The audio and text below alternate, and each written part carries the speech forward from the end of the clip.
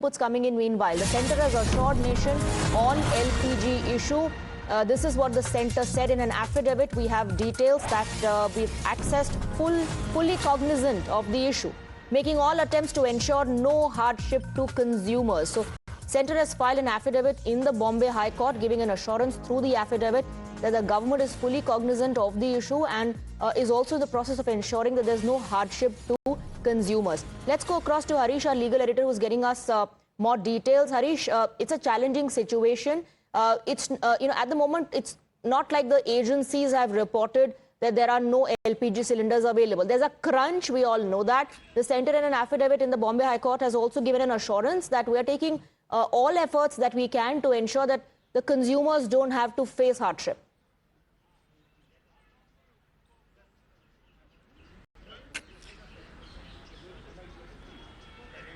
Yes, that's right, Swati. The Nagpur bench of the Bombay High Court had taken suo motu cognizance of the issue and had sought a reply from the union government and had emphasized 4 days back that priority should be given to domestic supplies over exports. So now the centre has filed an affidavit saying that they are fully cognizant of the issue and everything is done to mitigate the suffering of the consumers, ensure that there is no shortage, and very strict action is being taken in case of individual dereliction of duty or breach of law of any wholesale or retail distributor. Essentially, the centre is saying that the court should, for the time being, keep away from this whole issue and leave it to the centre and the respective state governments because they are, in fact, they are in a better position to act as per the ground realities, and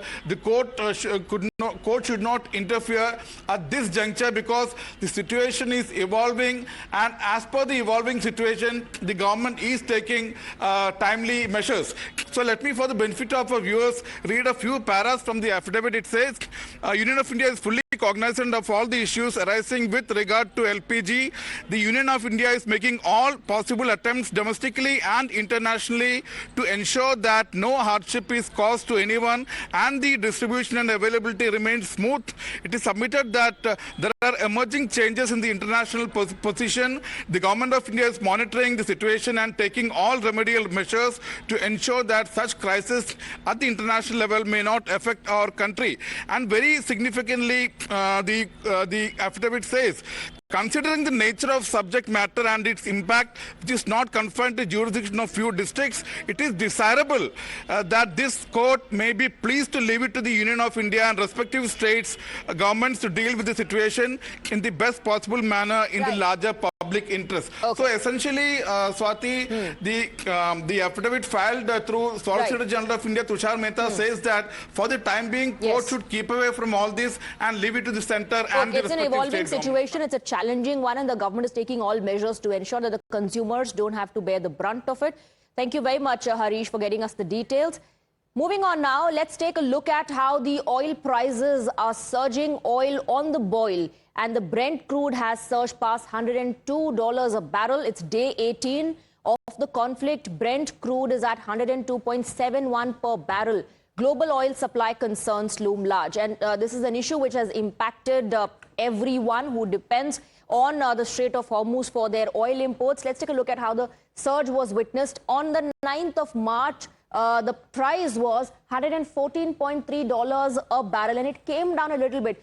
Perhaps when there was some statements and an indication of a de-escalation. On the 10th of March, it was reported at $89.44 a barrel. 11th of March, it reduced further, $86.26 a barrel. And then there was a spike. On the 12th of March, $100, and then it crosses that $100 mark. On the 13th of March, it reaches at $102.52 per barrel. Comes down a little bit on the 16th of March, $100.21 a barrel. And 17th March, as of today, once again, it has reached the 102 mark. So $102 per barrel, $102.71 per barrel. That's the current situation, the current price of the Brent crude. So it's day 18 of US and Israel versus Iran war. Serious questions are being raised over US President Donald Trump's handling of the escalating Iran crisis. The president has described the recent attacks across the Gulf as a surprise. even claiming that experts were caught off guard.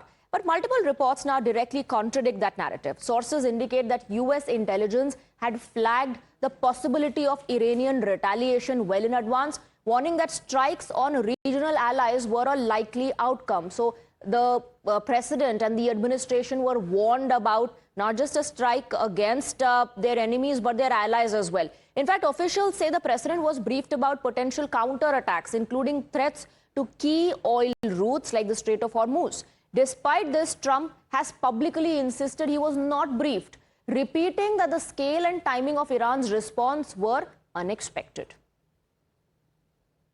We were talking about Iran a couple times today and what they did after Epic Fury began. You said they hit Qatar, Saudi Arabia, UAE, Bahrain, Kuwait. Nobody expected that. We were shocked. Are you surprised that nobody briefed you ahead of time that that might be their retaliation? Nobody, no. The greatest experts, nobody thought they were going to hit. They were, I wouldn't say friendly countries. They were like neutral. They lived with them for years. Peter, they were going to take over the Middle East. They were going to knock out Israel with their nuclear weapon. But after we knocked out their nuclear potential weapon, they started building missiles, thousands and thousands of missiles. Trump is upset as U.S. partners have rejected his call for Hormuz warship escorts. Several U.S. allies rebuffed Donald Trump's call on Monday to send warships to escort tankers through the Strait of Hormuz, drawing criticism from the U.S. president, who accused Western partners of ingratitude after decades of support.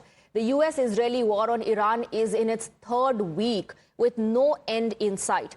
Critical Strait of Hormuz, through which 20% of the world's oil and liquefied natural gas flow, remains largely closed off, raising energy prices and fears of inflation. Let's go across. Srinjoy is joining us on the broadcast with more details. Srinjoy, Donald Trump urged the allies to come together to reopen the Strait of Hormuz, but, most of them have rejected that offer. And their standard response is that we don't want to be involved beyond a certain point.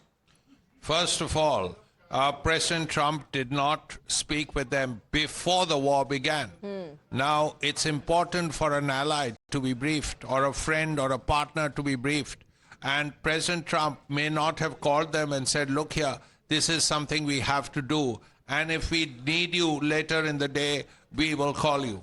So they were probably as taken by surprise as anybody else that President Trump was actually going to war.